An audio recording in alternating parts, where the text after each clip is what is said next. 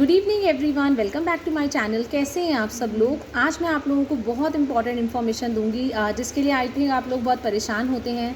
आप लोगों ने रेगुलरली देखा तो ज़रूर होगा कि हमारी हर साल बार बार इवन हर 3-4 महीने के बाद एयरफोर्स स्कूल की वैकेंसीज़ आती हैं।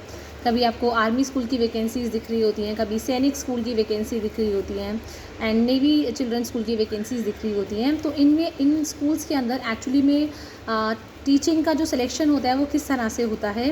For example let's take the example of air force school. मैंने वहाँ पे अपना परमानेंट पोस्ट का for the post of TGT chemistry exam clear किया था। आज से 3 साल पहले मैंने क्लियर किया था एंड यू कांट बिलीव कि मेरा जो था 10 कैंडिडेट्स के बीच में सबसे टॉप नंबर आया था।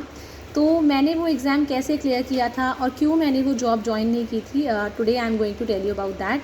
और आप लोग भी अगर एयरफोर्स स्कूल में या आर्मी स्कूल में किसी भी स्कूल में अप्लाई करते हैं तो मैं आप लोगों को बताऊंगी आज कि एक्चुअली में पीछे क्या होता है, वैकेंसीज़ क्यों इतनी ज़्यादा निकलती हैं एंड बट हमारा जो सिलेक्शन होता है, कई बार काफ़ी सारे बच्चे जो होते हैं इतने हार्ड वर्किंग होते हैं, इतने क्वालिफाइड होते हैं, एक्सपीरियंसड होते हैं, तभी भी उनका सिलेक्शन नहीं हो पाता है।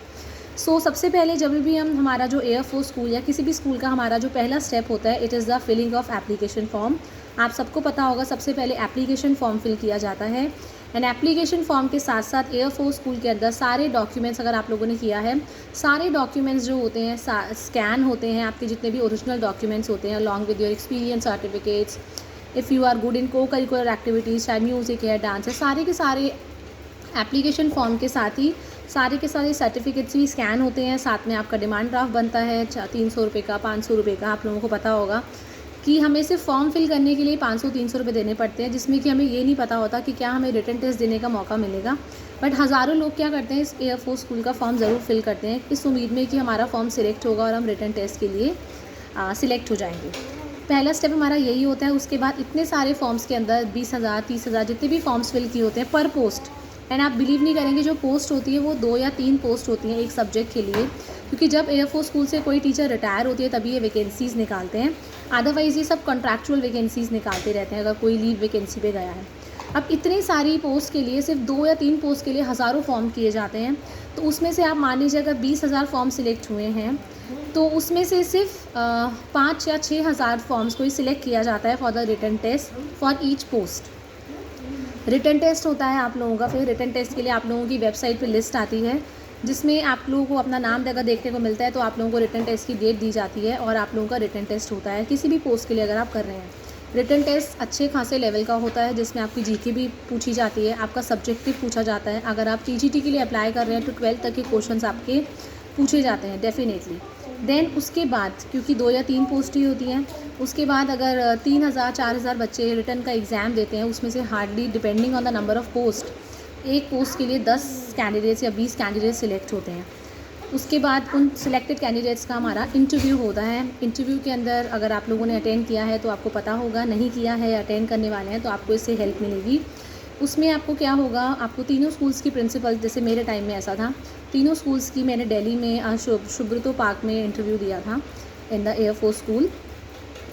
देन उसमें तीनों स्कूल्स की प्रिंसिपल थी, as we have 3 air force schools in Delhi. एक कमांडर इन चीफ थे, एक पर्सन ऐसा था जो सिर्फ मेरे फीडबैक को, मैं हर क्वेश्चन पे क्या क्या आंसर्स दे रही हूँ वही वो नोट डाउन कर रहे थे, एंड 2 सब्जेक्ट एक्सपर्ट्स थे। तो 3 प्रिंसिपल, 2 सब्जेक्ट एक्सपर्ट्स 5, एक कमांडर इन चीफ 6, एक 7 जो रिटर्न में लिख रहे थे मेरे रिप्लाईज़ को। तो 6 जने ऑलमोस्ट आपके इंटरव्यू रूम में होते हैं। आप लोगों से पहला क्वेश्चन यही पूछा जाता है, कमांडर इन चीफ जो होते हैं वो क्वेश्चनिंग करते हैं एंड बाकी सब जो होते हैं आपको सबसे पहले बिगिनिंग में ऑब्जर्व कर रहे होते हैं, आपके कॉन्फिडेंस लेवल को, आपके बॉडी लैंग्वेज को, आपकी कम्युनिकेशन स्किल्स को। तो आपका पहला ही हो जाता है सेल्फ़ इंट्रोडक्शन। उन्होंने सेल्फ़ इंट्रोडक्शन मांगा। फिर क्योंकि आई लिव इन रोहिणी तो उन्होंने मुझसे पूछा कि आप रोहिणी से कैसे अप एंड डाउन करेंगे। कितनी बार कैंडिडेट्स ऐसे होते हैं कि वो इतनी दूर से बोल तो देते हैं आने में, पर बीच में जॉब छोड़ देते हैं। तो ये सब चीज़ें पूछते हैं, आपको उसका बहुत श्योरली जवाब देना होता है। थर्ड थिंग आ जाएगा, सब्जेक्ट एक्सपर्ट्स पे आ गई थी बात। सब्जेक्ट एक्सपर्ट्स से मुझसे पूछा गया था कि सब्जेक्ट एक्सपर्ट्स ने मुझसे अच्छे लेवल के क्वेश्चंस किए। बहुत बेसिक क्वेश्चंस ऐसे किए जाते हैं जो कई बार हमें हमारी नॉलेज के आउट हो जाते हैं। कई बार हम इतना अच्छे से पढ़ के जाते हैं, इतना डीप पढ़ के जाते हैं, पर हम बेसिक ही भूल जाते हैं। तो बहुत बेसिक क्वेश्चंस किए हाँ आपके सामने वहीं इंटरव्यू रूम में, क्योंकि उस टाइम पे आपका ब्रेक चल रहा था एग्ज़ाम के बाद, ये फरवरी की बात है। तो वहीं पे बोर्ड था, वाइट बोर्ड था इंटरव्यू रूम के अंदर ही, वहाँ से मुझसे कंसेप्ट पूछा गया और एक न्यूमेरिकल सॉल्व कराया गया केमिस्ट्री का, जो मैंने करके दिखा दिया था। उसके बाद हम लोगों को भेज दिया गया था एंड मैंने इतनी बार वहाँ पे कॉल किया। उसके बाद इंटरव्यू मेरा बहुत अच्छा हुआ था, मेरा टॉप पे नंबर था। उसके बाद इंटरव्यू के लिए मैंने काफ़ी टाइम तक वहाँ पे कॉल किया, तो बट कोई रिस्पांस नहीं आया, कोई भी लिस्ट नहीं आई सिलेक्टेड कैंडिडेट्स की। बट बाद में मेल आई मेरे पास और कॉल आई मेरे पास कि आपसे you are selected for the contractual post for TGT chemistry. But I said, मैंने बोला कि मैंने तो टीजीटी केमिस्ट्री का रेगुलर पोस्ट का एग्ज़ाम दिया है, परमानेंट पोस्ट का एग्ज़ाम दिया है, तो आप मुझे कॉन्ट्रैक्चुअल में कैसे ट्रांसफ़र कर सकते हैं। तो उन्होंने मुझे ये बोला कि आप कॉन्ट्रैक्चुअल के लिए ज्वाइन कर लो, नेक्स्ट ईयर आप एग्ज़ाम देना दोबारा, हम परमानेंट कर देंगे। बट मैं इतनी दूर, मैंने वो डिसीजन ऐसे लिया कि मैं इतनी दूर नहीं जा सकती थी उस टाइम। मैं शुभ्र तो पाक जाती रोहिणी से, 1 साल तक इतनी मेहनत करती और उसके बाद अगर बाई चांस मेरा कॉन्ट्रैक्ट रिन्यू नहीं करते, तो मैंने उनसे यही बहस करी पूरी कि नहीं, अगर आप मुझे कॉन्ट्रैक्चुअल पोस्ट पे रखेंगे तो मैं डेफिनेटली नहीं ज्वाइन करूँगी। मैंने परमानेंट पोस्ट का एग्ज़ाम क्लियर किया है, तो मैं परमानेंट पोस्ट भी ज्वाइन करूँगी। तो उसके बाद मैंने उनको मना कर दिया। फिर 15 दिन बाद, 20 दिन बाद इवन प्रिंसिपल की मेल भी आई मेरे पास। Still I am having this mail in my email ID. तो काफ़ी सारी मेल्स आई कॉन्ट्रैक्चुअल पोस्ट के लिए, बट मैंने मना कर दिया। तो मैं आपको ये इतना सारी स्टोरी इसलिए बता रही हूँ कि कुछ पोस्ट, चाहे हम एयरफोर्स की बात करें, चाहे आर्मी की बात करें, चाहे सैनिक स्कूल की बात करें, कुछ पोस्ट होती हैं इन लोगों के लिए ऑलरेडी रिजर्व्ड रहती हैं।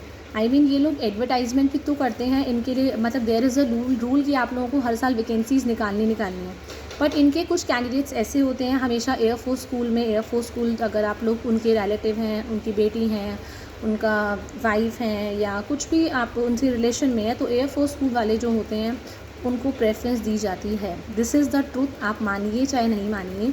अगर आपका कोई भी फैमिली रिलेटिव एयरफोर्स स्कूल से रिलेटेड है, एयरफोर्स से रिलेटेड है, तो उनको पहले प्रेफरेंस दी जाती है। यहाँ पे जान पहचान भी चलती है। हम लोग देखते तो हैं, हम बहुत कॉन्फिडेंस लेवल से फॉर्म फिल करते हैं, पर एक्चुअली में सच्चाई यही होती है। वो 500 300 रुपये भी हमारे ठगते हैं इतने सारे बच्चे, क्योंकि आप देखिए कि कलेक्शन कितना हो रहा है, पैसों का कलेक्शन अच्छा खासा हो जाता है जब हम फॉर्म फिल करते हैं।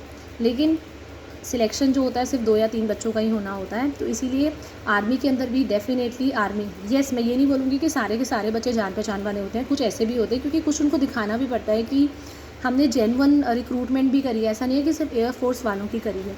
एंड सेम सैनिक स्कूल में भी एंड आर्मी पब्लिक स्कूल में भी सिलेक्शन होता है, बट ऐसा होता है 50-50 आपको जेन्युइन भी मिलेंगे, 50 आपके जान पहचान वाले भी कैंडिडेट्स होते हैं जो वहाँ पे रिक्रूटमेंट में मतलब जिनका एक्चुअली में सिलेक्शन होता है।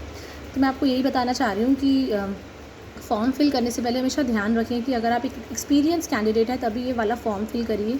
अदरवाइज़ आपके 500-300 रुपये भी जाते हैं और फिर सिलेक्शन भी नहीं होता है। अगर आपको 2-3 साल का भी एक्सपीरियंस है तो डेफिनेटली करिए फॉर्म फिल। अदरवाइज़ अपना टाइम वेस्ट, पहले आप अच्छे प्राइवेट स्कूल्स में आप लोग अपना एक्सपीरियंस गेन करिए और तभी इन स्कूल्स में अप्लाई कीजिए, क्योंकि इनमें अप्लाई करने में फिर क्या होता है, अदरवाइज़ अगर आप लोगों को कोई ऐसा मनी इशू नहीं है तो डेफिनेटली करिए। आप एटलीस्ट इंटरव्यू वगैरह देंगे तो आप लोगों का कॉन्फिडेंस लेवल अच्छा होगा।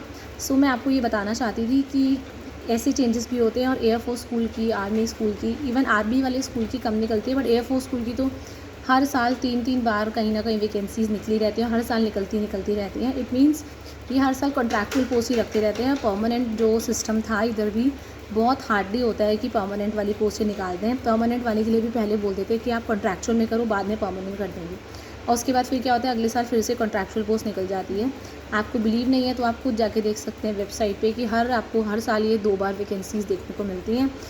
चाहे हम ऑल ओवर इंडिया की बात करें, अभी भी वैकेंसीज़ आपकी एयरफोर्स स्कूल की बरनौली की आ रखी है। अगर आप अप्लाई करना चाहते हैं तो डेफिनेटली कर सकते हैं।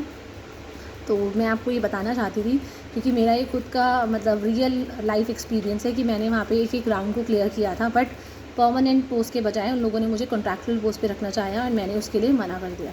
So this is my the experience of air force school. So thank you everyone, have a nice day.